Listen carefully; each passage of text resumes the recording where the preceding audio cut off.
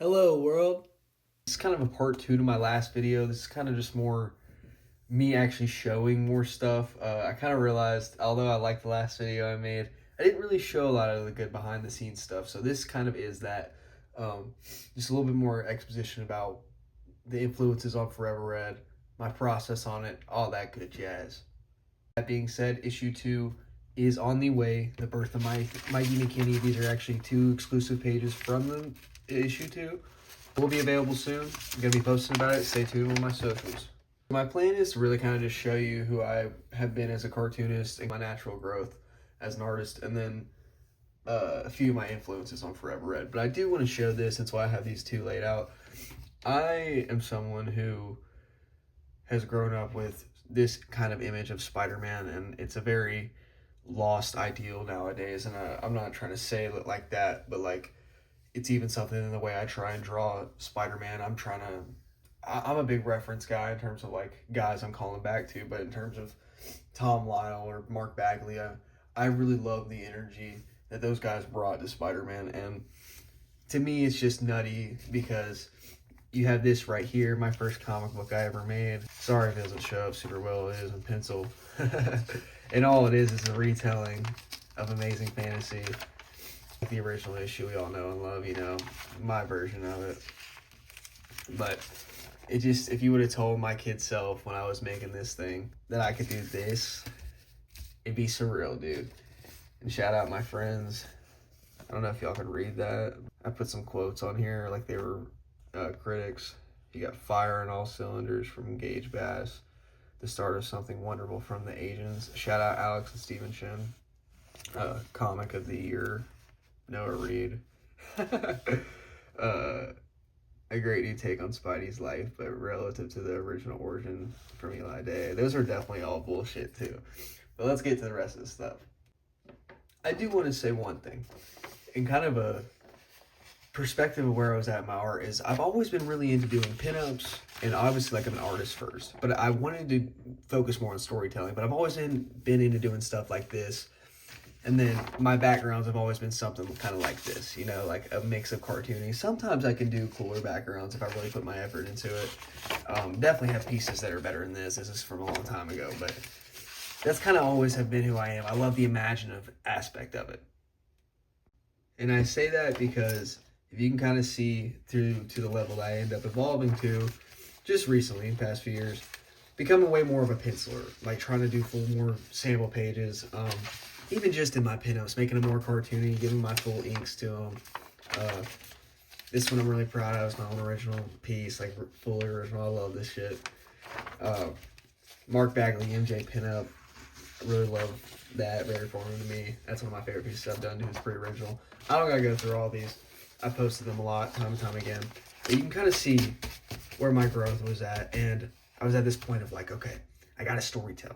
And this is, I will say, a lot of these drawings I have already had Forever Red in the bag, like been working on it, but you can kind of see the mix of my style is I really love cartooning, really in my pencils, because my pencils, I feel like it's hard to really post about because I'm a really light penciler and I don't have a scanner, so I can never really get good scans of my pencils, so I don't think it's worth ever posting a lot unless I just take a picture of it like this.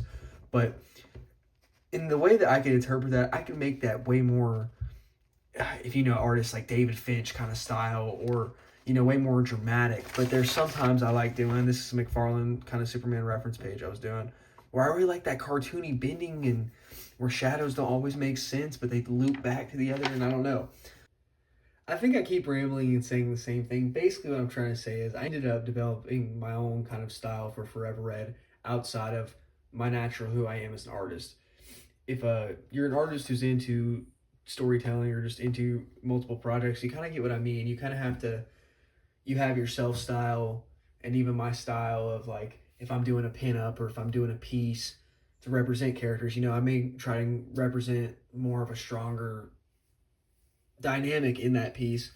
However, for my storytelling, it's like I love a good blend of surrealistic art, and I've kind of made, at least in my opinion, again, I'm not trying to talk super big on myself, but I think I've kind of made this fun, surrealistic, cartoony world. So I don't know, it's just been cool, and I kind of want to show y'all what I was looking at when making it, because in my opinion it's very important to spread that about cartooning and just that fact of this world is just, I love knowing, in any creative form, I love knowing what goes into it. So I won't stay too long on this, but I mentioned this movie. Multiple people should watch it. Everybody should watch it. Great movie. I even think that DVD looks very Forever Red. I freaking love this movie. I thought he had the blood on his eyes right there. I guess you can't see it on the DVD, but it's where I got the idea of the whole look of Forever Red. Shout out this movie. I'm going to give you all the timeline. So, this comic book, I really dove back into for making Forever Red, but I read it all when I was in high school, and definitely went back in and have been, like, I think, I don't know if I actually have reread all the Future Toy Saga yet, but I definitely went in and reread up until, like, around here, I think, this year, and just, this book, I mean, come on, man, I call this the Indie Comics Bible. You know, some people might say Spawn or Invincible, but I think it's, dude, the story of Kevin Eastman and what Peter Laird were able to do. I mean, man, it's phenomenal. It's remarkable. It's every reason for one of my beings of being a fan of who I am. That is actually an idea, that shot right there is actually an idea I got for a layout, so shout out to them. I don't spend too much time on the references, but I just think references are really important as an artist, though. Shout out my mom. She got me this. And it took me so long to actually just crack into it. But once I did, man, I was so... It's the beginning of Wolverine. Just the Wolverine title. And, you know, it's like Patch, Arrow, Joe Fixit. Trying to find... I want to show you all the influences. You'll get... just because, and Forever Red issue 2 isn't out yet, but y'all are about to really see this visual. You can really see where I'm pulling some of this stuff from. And really just looking at guys like Frank Miller's inception of Wolverine, and the way he does action is so formative to, like, Mikey McKinney's construct and how he moves. And I explained in my last video him creating the hand ninja kind of thing, and that being redone in Ninja Turtles as the Foot Clan. Oh my gosh, I could flip all through these books. Jim Lee is my other big one. I don't know if I said this already, but just how many times I've tried to look at this Magneto face and just draw this. This just being one of the many faces I've tried to replicate of Jim Lee, but, like, I don't know, man. This one is always the big banger. It's just like, dude, it's from X-Men #1. I have 2 copies of this book, so I just took this page out because, like, I don't know, keep for a reference for me, like, drawing-wise. I love this page. Freaking gnarly, man. I'm going to give Jim Lee one more shout-out, too, because I can't state it enough. Again, I'm my own artist, but when it comes to, I would say, Kevin Eastman, Jim Lee, and Frank Miller, I have every right to thank them so much for how I know how to draw and just what I am a true fan of. Jim Lee created Omega Red. That's my guy. Created Gambit. That's one of my guys. Frank Miller created Daredevil, the whole extra thing. I could go down the line. You already know what they created. I don't need to explain it. I'm always trying to explain that to people. But let's get into Forever Red. Boom! Okay, so knowing everything you know now, it's very evident to who...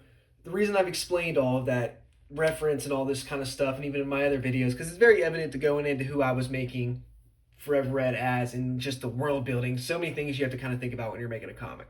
But this is where Forever Red starts. I will say, I got to quote Jim Lee one more time, because I was looking at a lot of Punisher War Journal stuff. Him and Klaus Janson. Oh my goodness. It's kind of where a lot of energy in this piece came from. But the first concept I ever made, first anything I knew I wanted something with my uncle in it. I don't want to get too personal about my life. I want to keep that stuff off of the internet, but my uncle is my superhero, and I think I explained it, but it's like, I don't know, I had this vibe, and I even got some of this family lore that I knew I could put in a superhero story. Like I keep saying, my Uncle Steven is my superhero. Steven, if you're watching this, I love you, dude. But this is the first drawing, came up with it. Was looking at a lot of Punisher War Journal stuff, was already kind of thinking, I want Steven to be the steamroller. And I knew he would have this dual identity, and he would be the kind of Master Splinter figure for me in Forever Red. Everything else, guys, is, I can't really remember the order, but it's it's hard to remember. Everything's super scattered when you're making something like this. But I have all the art to go for it, so I'll show you guys some things. Stretchy guy, that y'all won't know what that is. He's going to be later in Forever Red. He's going to have a little cameo. no spoilers or anything. First comic book original character I created. It's kind of like a mix of Robin and Reed Richards. There's some more stretchy guy stuff right there too. I'm sorry if the camera's like that. I hate that. But there's some early Forever Red panels. Very Fritz McKinney inspired. This was the first page. Okay, I can tell a little story about this. This was the first page I made of Forever Red. It's kind of referencing Rocky right there too. It's kind of like Mikey's, or I don't even know what I was kind of visualizing. I guess that's supposed to be Mikey throwing the punch. You can kind of see Mikey originally had short hair, and the more I got into this, his hair just kept getting longer and crazier and stringier. But yeah, I do really like this page. I also really kind of wish I stuck to that panel layout. Looking back, I do like the intro page, but I think the first page of Forever Red, I deliver in some of it, but I think it could have been harder. Here's the Don Pyro concept. And again, I'm kind of dropping this before you guys see Don Pyro, but Don Pyro looks very different now. This is kind of the, I don't want to show this part too much, so don't look at that.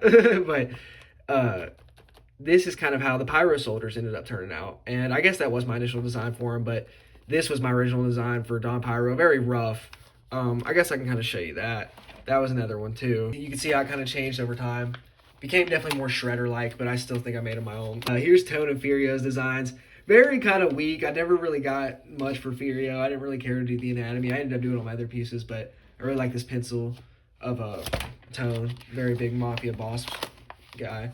Sapphire is kind of, you know, I'm a Frank Miller guy. I'm a Jim Lee guy. She's my Electress. She's my Psylocke. She's my, like, Karai from Ninja Turtles, you know? So you can kind of see that in the concept designs. And, like, I was really wanting to pull that energy.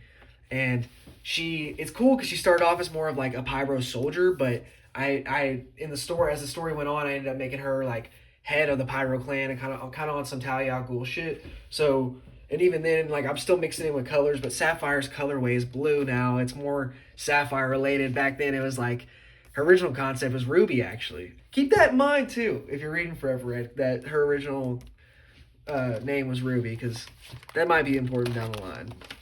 Here's some more steamroller designs, just early whips. Very fun to look back at, dude. Here's kind of like my first official, like, stickers for them too, like my first official, like, concepts. I love that picture. It's very inspired by my great grandfather. I love that pose. I'm gonna try and do it as much as I can for Mikey. That might be Mikey's famous pinup pose. I really still haven't figured it out yet because he has nunchucks, but some Don Pyro looks. That one looks very Shredder. I didn't really like that. I didn't really like the line weights on that. I think I was just using Sharpie. I like these poses though. You got Steamroller. That's the vibes right there, Forever Red. Here's some other panels too. Just stuff I don't want to spend too much time on because I got other stuff, but just really cool things. First page I made of Forever Red too. That was the first thing I ever drew. Actually, that was picture of my grandfather. But then that was like the first comic design for it, I guess you could say. All right, now we're gonna move to my favorite book I got. It's like the real fancy, like, you know, if somebody was to ask me, like, yo, show me Forever Red, which there's still a lot of stuff I gotta throw in here. And I'll show y'all more pages from Forever Red. I won't spend too much time on this either, but I love this. Issue 1 cover. Obviously, I do a lot of digital coloring. You're gonna see that. I have a very much a black and white ink process, pencil to ink process. And then I do digital colors with all the red normally. Sometimes I do red with marker, though. I think it's gonna be issue 3 cover. I wanted it to be issue 2, but story's got to be a little longer than I expected. So, really like this one though. Sapphire, Steamroller, Don Pyro. Really like this one, dude. Oh my gosh, I may use this as a issue cover too, but I really that is the vibes of Forever Red. Oh, dude, I love this one too. I was looking at a Liefeld drawing. I'll admit, it's very Cable. I don't really know what I was doing on this, like, gun he's supposed to be holding or whatever. I could definitely make it better, but I just kind of like the cartoony energy of it. Like, I love seeing my uncle's comic book character, man. Y'all don't understand what it means to me. Nobody can but me, I guess. Dude, okay, so this is Arrival. Kind of like a mix of stuff. I made a concept sample page for him. Arrival's coming in issue 3, and I don't want to spoil stuff. But where I don't really have an audience, I don't really care. It's not like I'm spoiling a big grand thing. This is my first comic book. But he's going to be a villain that's being introduced. Kind of some sample page stuff for him. Really like this stuff. Here's this pic of Sapphire. Turned out pretty cool. Something else I wanted to say, like, since I'm shouting out all my references and stuff, Frank Miller's Ronin was a big influence in like how I depict my forms, I guess, like really when it comes to buildings and stuff, even in this too. Uh, Here's a cool page. Furio, Pyroclan soldier base look for like any soldier look. Furio, kind of based off like a little Two-Face pinup. So I really like that Sapphire pick too. It's kind of the OG. Mikey McKinney pick. I love just doing these picks of him with the fire behind him, the pyro symbol behind him. It goes so hard. And then here's the first issue I made. Physical too. I had to physically color it, and you don't ever see them in skin tone. But I think it's cool just for that one cover. Like, did that with markers and shit. Turned out pretty cool, man. Here's some little action panels too. Thought these kind of look cool. Definitely, I did this sequence in the book, so it's cool to see. It honestly probably looks better not being blacked out like I did in the book. And all right, so here are the inks, like the official pages of Forever Red. I wanted to show you guys like all of that and how it kind of goes into making this. And I'm not going to do this for every issue I make, just show the black and white pages. But I don't know if you've seen me kind of on the gram or kind of on my other social medias.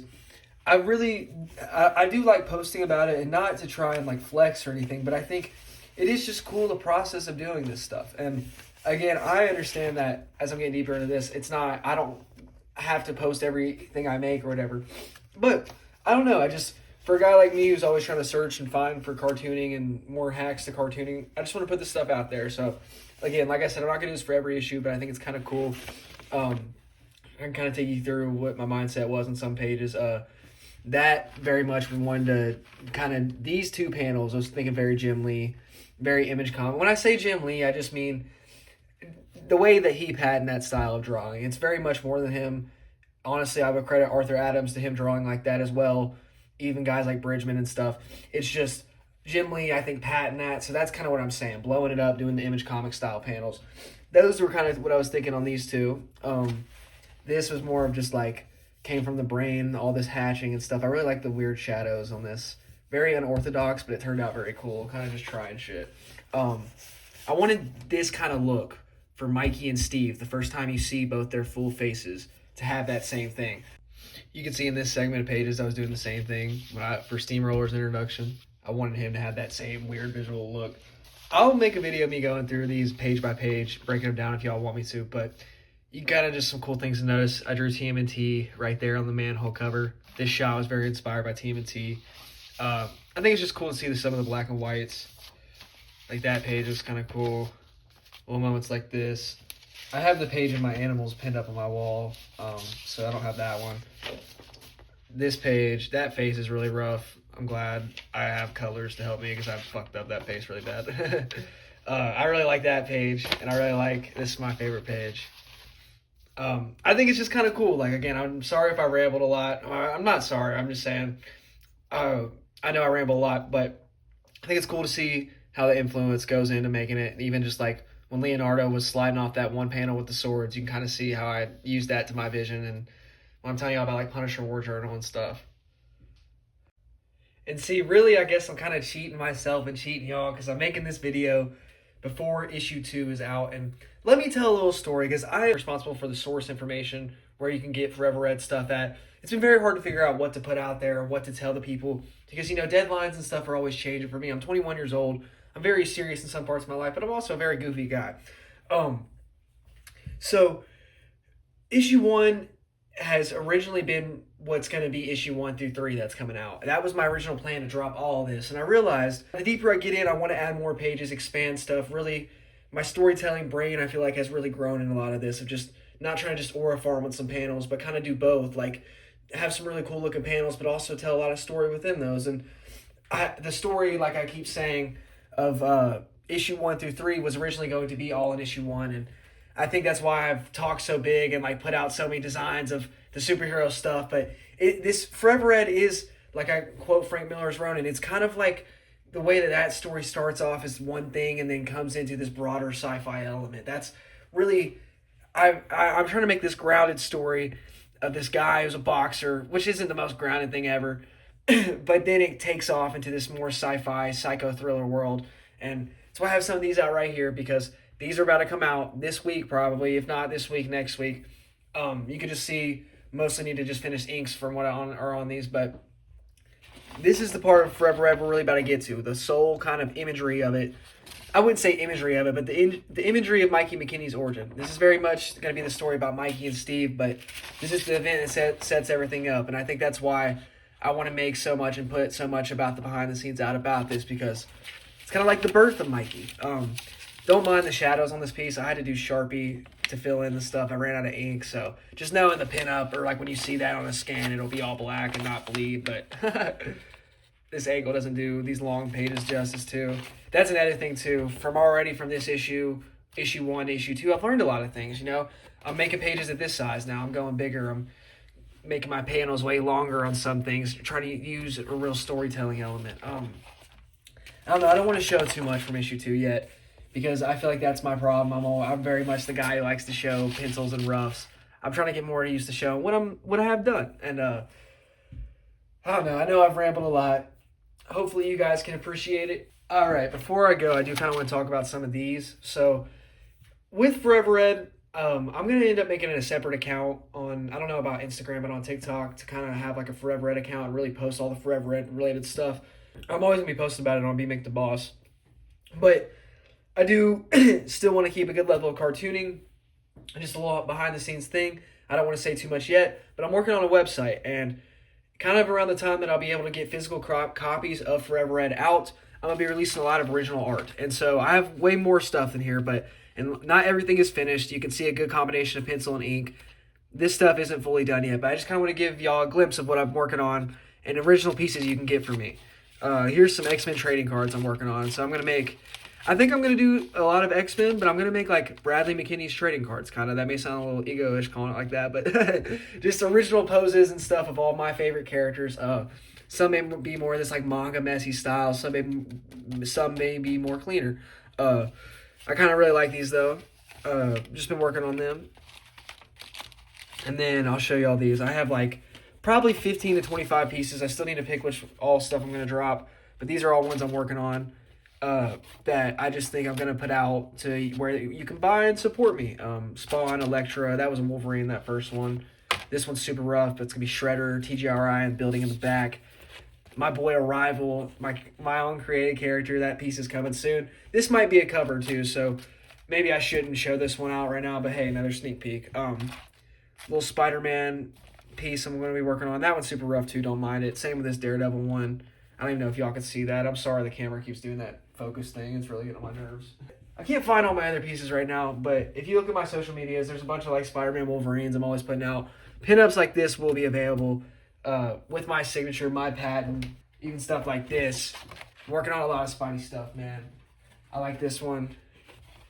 Got to finish it, but these will all be available at Be Make the Boss. You can get at me if you want to buy them, but like I said, I'll be kind of putting these out for where you can buy multiple prints on a website. Don't want to ramble about it too much. I know I've got a lot coming. Thank you for listening to me, guys. I know I have a lot of exciting shit coming out, and I can't stop myself from rambling about it, and I also just need to get it done. All right, I think that's going to be it for me. I'm signing off out of here, guys. Thank you for listening to me ramble. Be Make the Boss out. Forever Red issue 2 coming your way.